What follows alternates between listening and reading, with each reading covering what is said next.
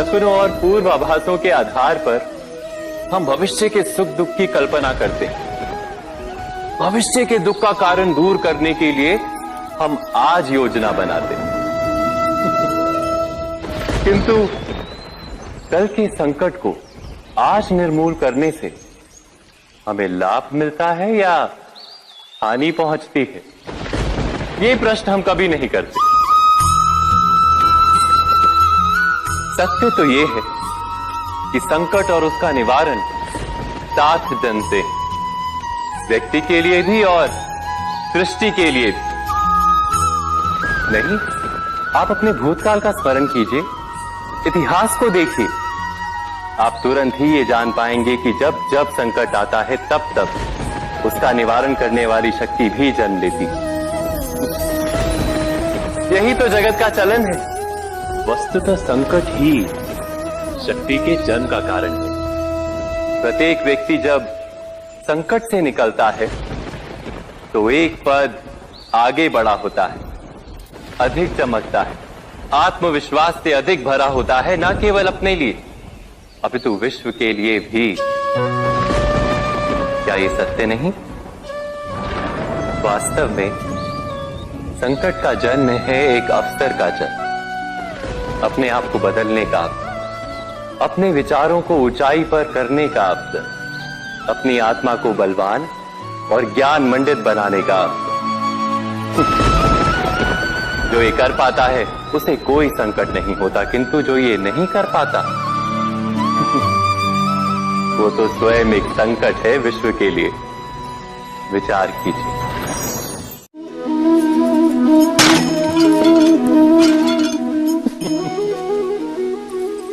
कभी कभी कोई घटना मनुष्य के जीवन की सारी योजनाओं को तोड़ देती और मनुष्य उस आघात को अपने जीवन का केंद्र मान लेता। पर क्या भविष्य मनुष्य की योजनाओं के आधार पर निर्मित होते हैं? नहीं। जिस प्रकार किसी ऊंचे पर्वत पर सर्वप्रथम चढ़ने वाला उस पर्वत की तलाई में बैठकर जो योजना बनाता है, क्या वही योजना उसे उस पर्वत की चोटी तक पहुंचाती है? नहीं। वास्तव में वो जैसे जैसे ऊपर चढ़ता है वैसे वैसे उसे नई नई चुनौतियां, नई नई विडंबनाएं, नए नए अवरोध मिलते हैं। प्रत्येक पद पर वो अपने अगले पद का निर्णय करता है। प्रत्येक पद पर उसे अपनी योजनाओं को बदलना पड़ता है।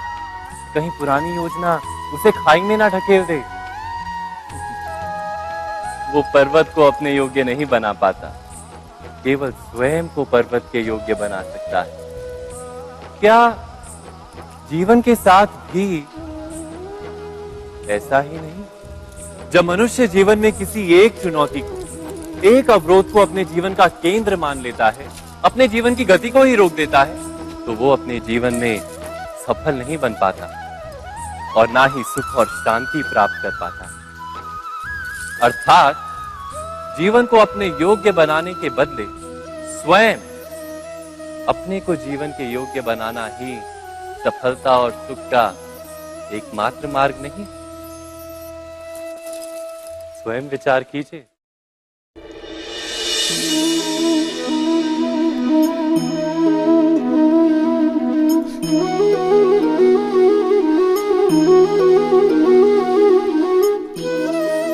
जीवन का हर क्षण निर्णय का क्षण होता है।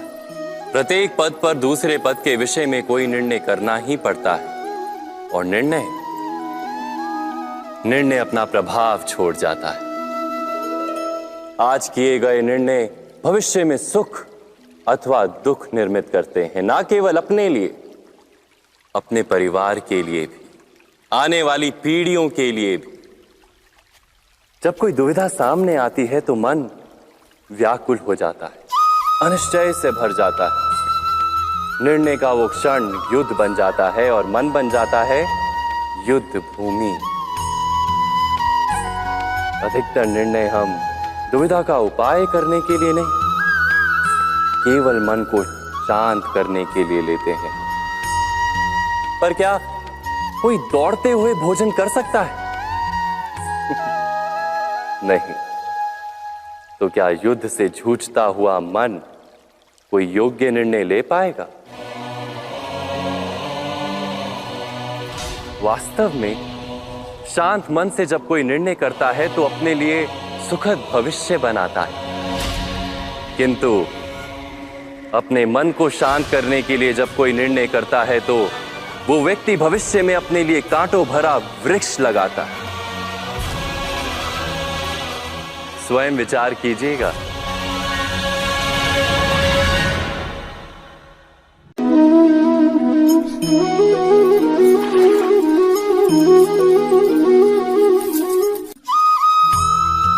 जीवन में आने वाले संघर्षों के लिए जब मनुष्य स्वयं को योग्य नहीं मानता, जब उसे अपने ही बल पर विश्वास नहीं रहता, तब वो सद्गुणों को त्याग कर दुर्गुणों को अपनाता है। वस्तुतः मनुष्य के जीवन में दुर्जनता जन्म ही तब लेती है जब उसके अंतर में आत्मविश्वास नहीं होता। आत्मविश्वास ही अच्छाई को धारण करता है। ये आत्मविश्वास है क्या?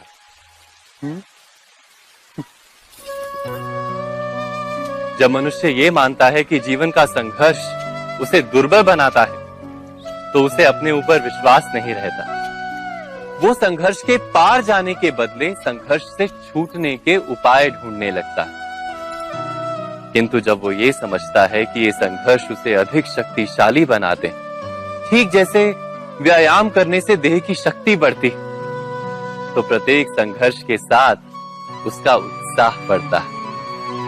अर्थात आत्मविश्वास और कुछ भी नहीं, मन की स्थिति, जीवन को देखने का दृष्टिकोण मात्र है। और जीवन का दृष्टिकोण तो मनुष्य के अपने वश में होता है। स्वयं विचार कीजिए।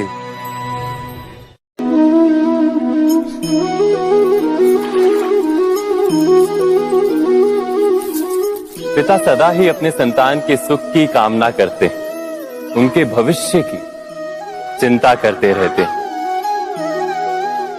इसी कारणवश सदा ही अपने संतानों के भविष्य का मार्ग स्वयं निश्चित करने का प्रयत्न करते रहते हैं।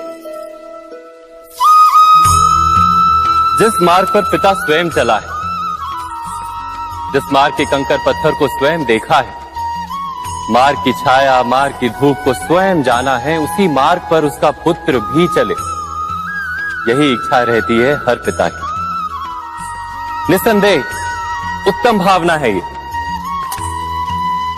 किंतु 3 प्रश्नों के ऊपर विचार करना हम भूल ही जाते हैं।